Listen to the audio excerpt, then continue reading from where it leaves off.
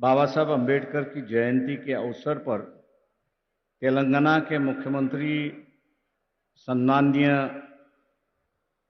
के चंद्रशेखर राव जी को मैं अपनी तरफ से और आपकी तरफ से पूरी बधाई देता हूं कि उन्होंने आज 14 अप्रैल है, बाबा साहब का जन्मदिन है। 125 फीट की मूर्ति का अनावरण भी आज हो गया है, लेकिन साथ साथ इस देश के अंदर जो दबा हुआ, कुचला हुआ समाज जो है, उसमें एक नई चेतना, एक नई जान दोबारा उन्होंने शुरुआत की। एक चिंगारी जो है, एक नई चिंगारी उन्होंने शुरुआत की। लेकिन यहां आने के बाद मुझे दिखाई देता है कि बाबा साहब की जो जयंती है वो अलग ढंग से मनाई जा रही।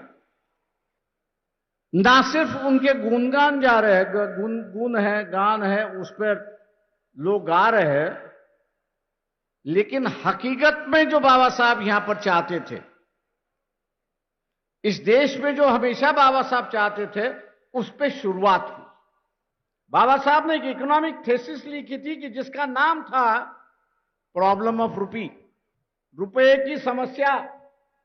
और इस किताब के माध्यम से बाबा साहब ने यह बताने की कोशिश की कि उस वक्त का जो राज था, अंग्रेजों का जो राज था, इंग्लैंड का जो राज था, वो रुपए के साथ में कैसे खेलते थे और उस खेल के माध्यम से वो भारत को लूटते थे। बाबा साहब पढ़े लिखे थे, इसलिए उन्होंने प्रॉब्लम ऑफ रूपी रखा। हम लोग जैसे पढ़े लिखे जो वो उसको ये कहेंगे थ्योरी ऑफ लूट, मतलब एक दूसरे का पैसा कैसा लूटना, उसका उन्होंने विवरण किया है कि अंग्रेज जो है वो भारत को किस तरह से लूट रहा है।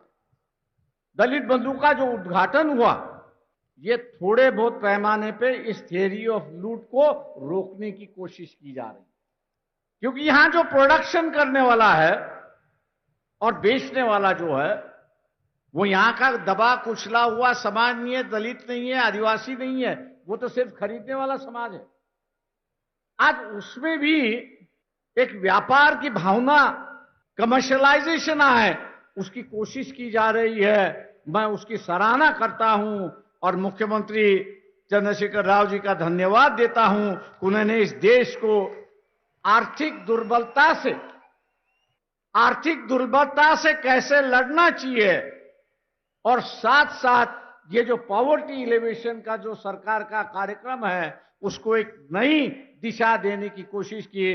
इसलिए बाबा साहब की जयंती पर बाबा साहब के आर्थिक विचारों को आगे ले जाने के लिए मैं उनको दोबारा धन्यवाद देता हूं।